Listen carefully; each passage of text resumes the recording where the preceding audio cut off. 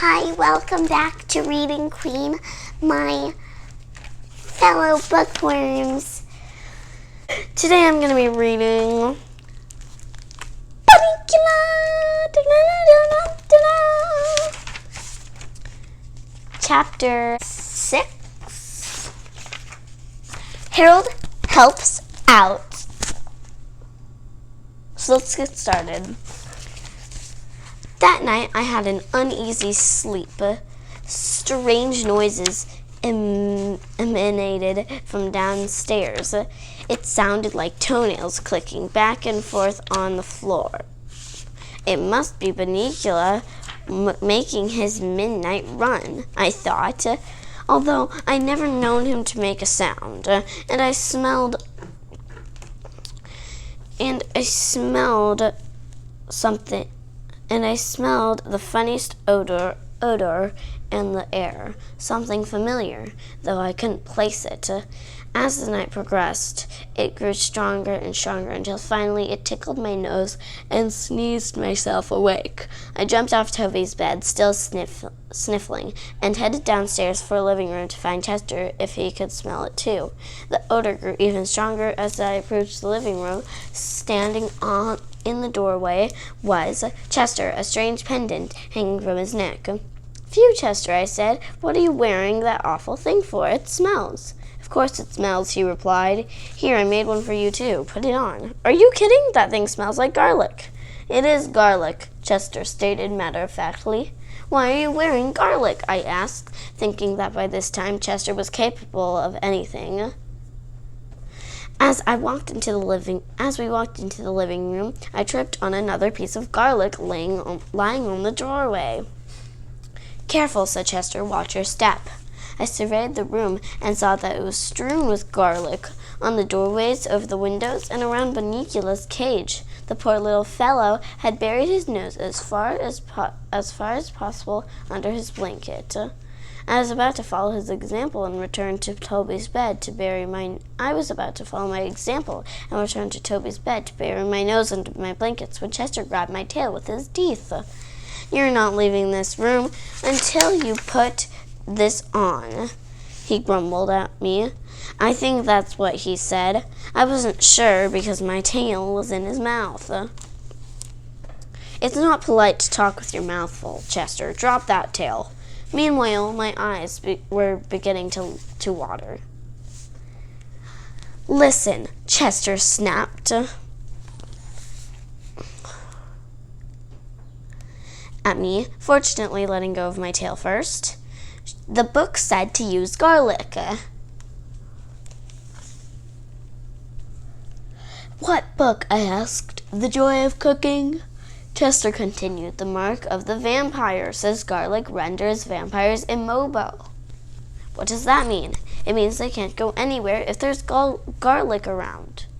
"Well, I've got news for you, Chester. I can't go anywhere either. The smell is killing me. But you've got to put it on. It says so in the book. If you don't put it on, I'll put it on for you."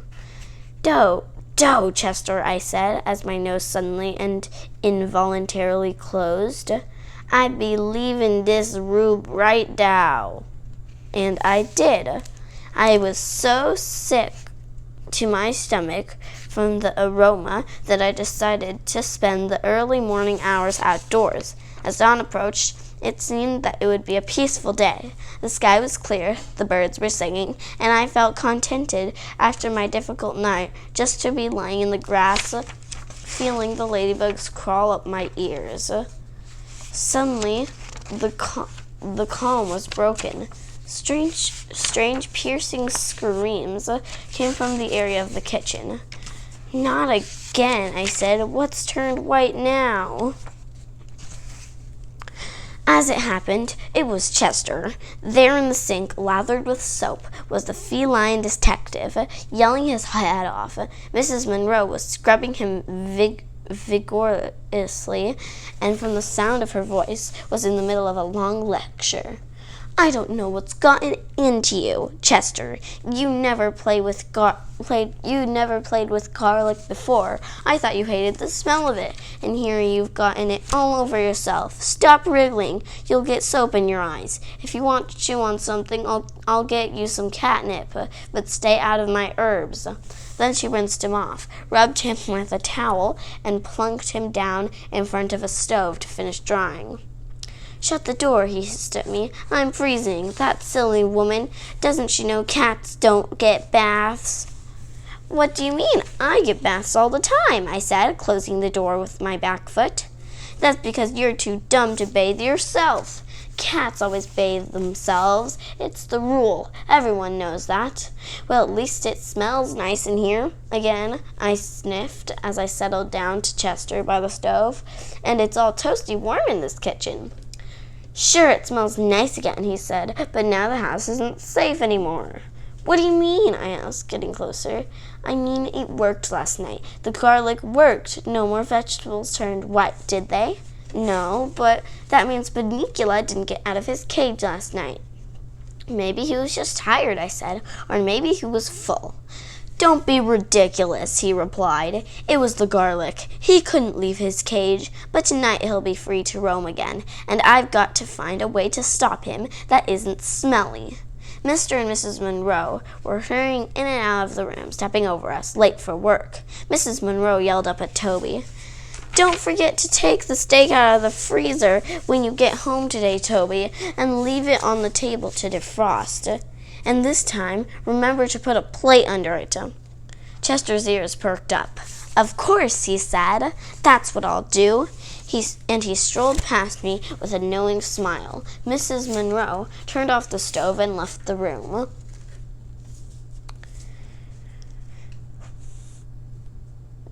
It was too much for me to figure out, so I went to sleep on the nice, warm kitchen floor.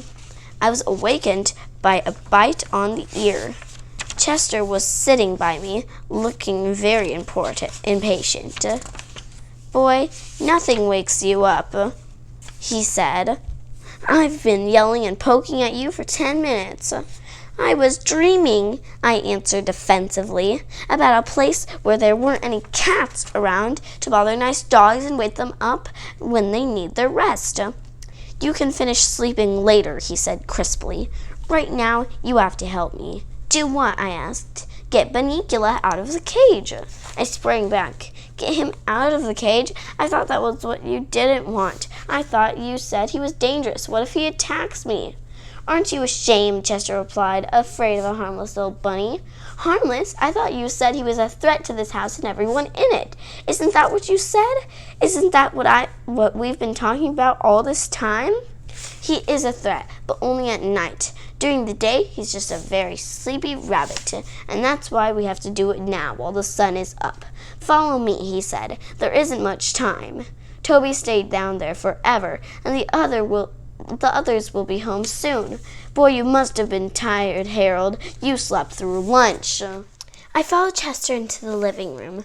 My heart was pounding as he unlocked the cage door with his paw.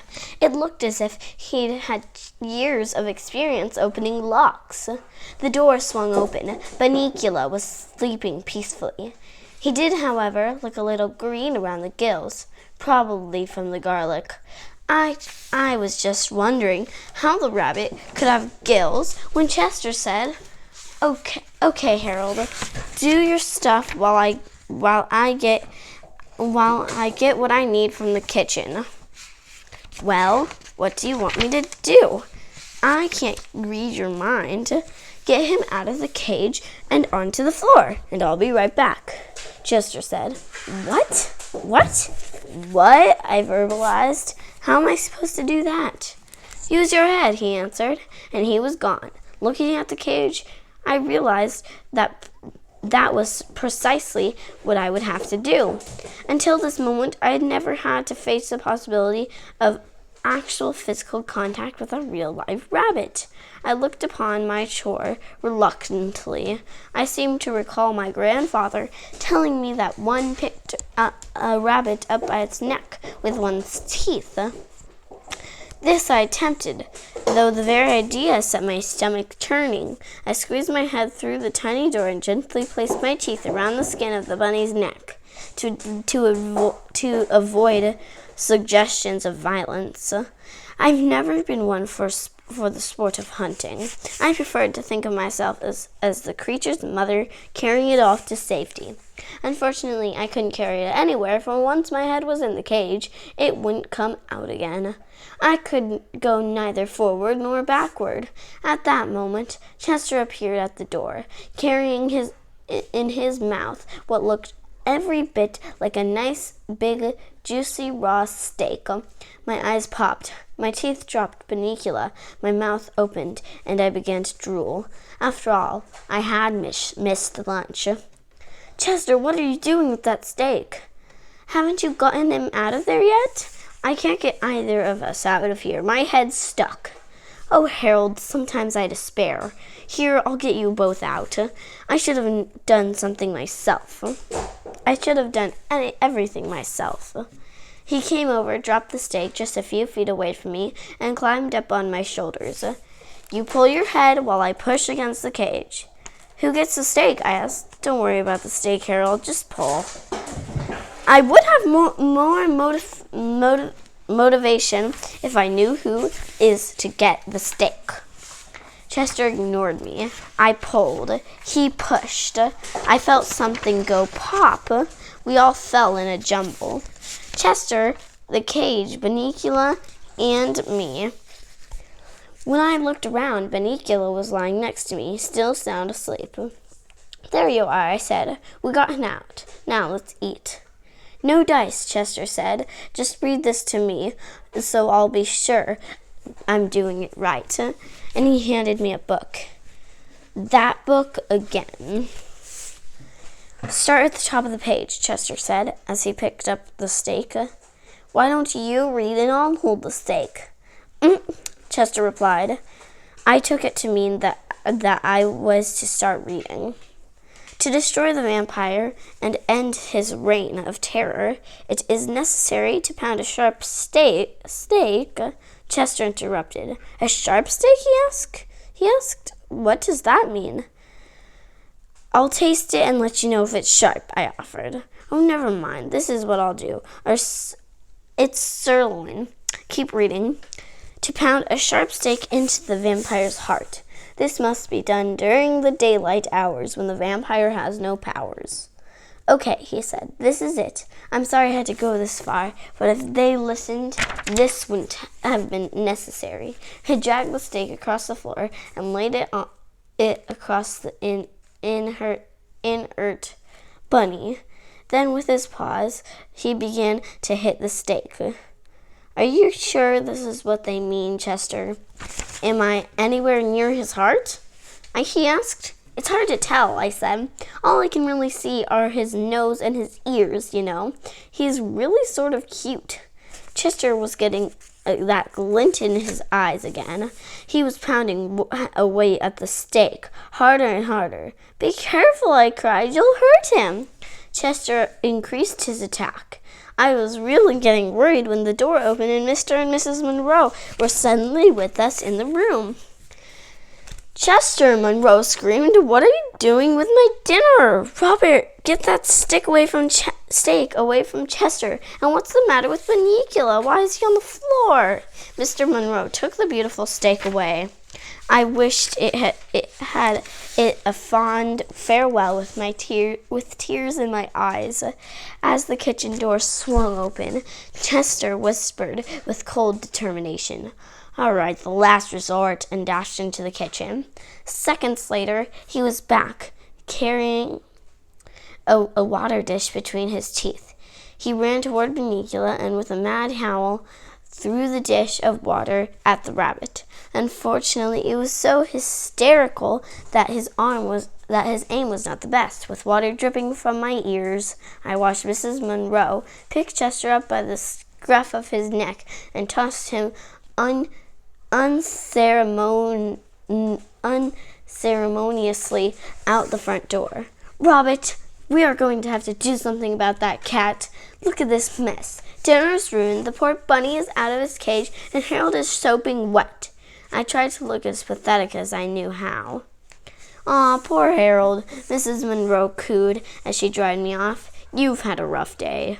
You and Bunnicula, I don't know what's the matter with your friend, but unless he learns how to behave, he'll have to spend the night outside. Mr. Monroe, meanwhile, had restored Bunnicula to his cage, and the cage to the windowsill. I couldn't believe it when I saw Bunnicula was still asleep. And Mr. Monroe said, the steak is ruined. Why don't we let Harold have it? He deserves the treat anyways. Don't you, old boy? I panted appropriately. After my delicious dinner, I turned my attention to the book still lying open on the floor. Another method of destroying the vampire is to immerse the body in water. The body will then shrivel and disappear as the vampire emits one last scream of terror. Whew, I thought, so that's what he was trying to do. Thank goodness he missed. I had no regrets about missing a scene like that. Poor Bunnicula. I looked over toward the cage, and there on the other side of the window was a pathetic tabby face looking in. His little nose was pressed against the window.